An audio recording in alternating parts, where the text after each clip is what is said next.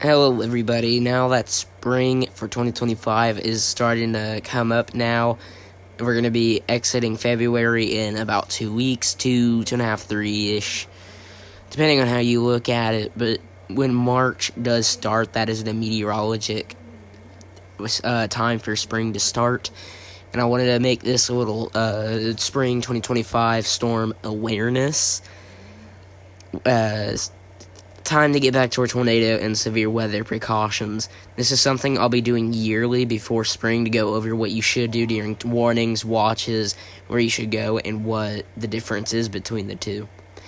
A severe thunderstorm watch is an early warning of sorts alerting you supercell thunderstorms, mostly favorable for wind and hail, could be in your area in the next couple of hours.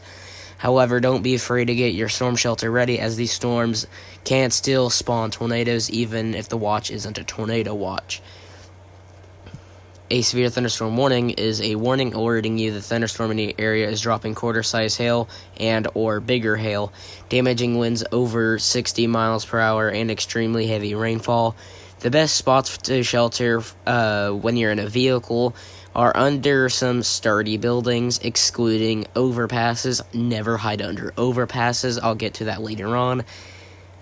In a home, stay away from windows and doors, as hail and wind combined will likely bash them open, meaning not only hail but glass will also be hitting you, which can and will often be lethal. If you're caught outside, cover your head with anything, your umbrella, maybe a plank of wood, anything hard enough to cover yourself for some time until you find a better shelter. A tornado watch is an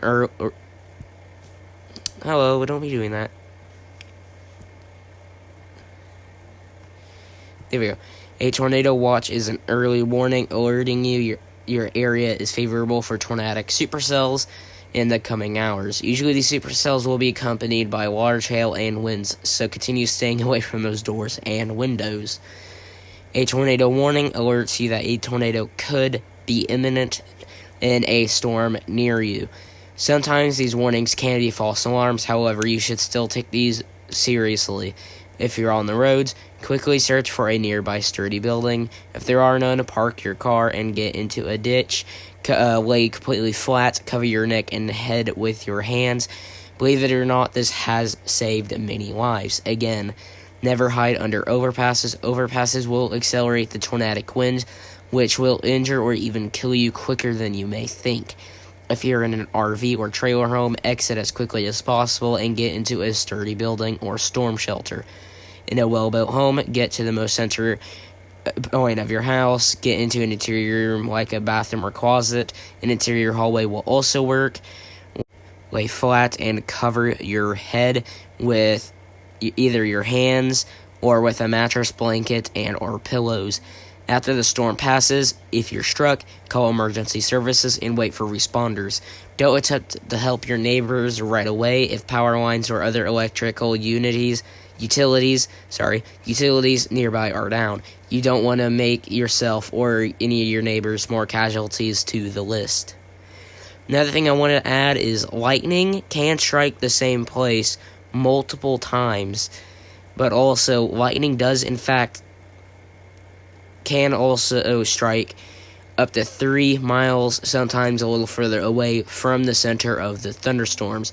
For cars, it's the metal roofing and sides that protect you, not the rubber tires. And not so fun fact, trees are the leading cause of lightning-related deaths. Don't hide underneath them.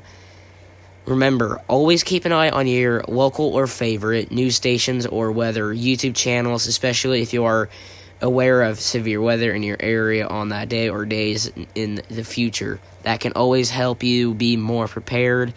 And if you have a storm shelter basement, you can keep some food in there that may last a long time on its own, bottled water, and some medical supplies.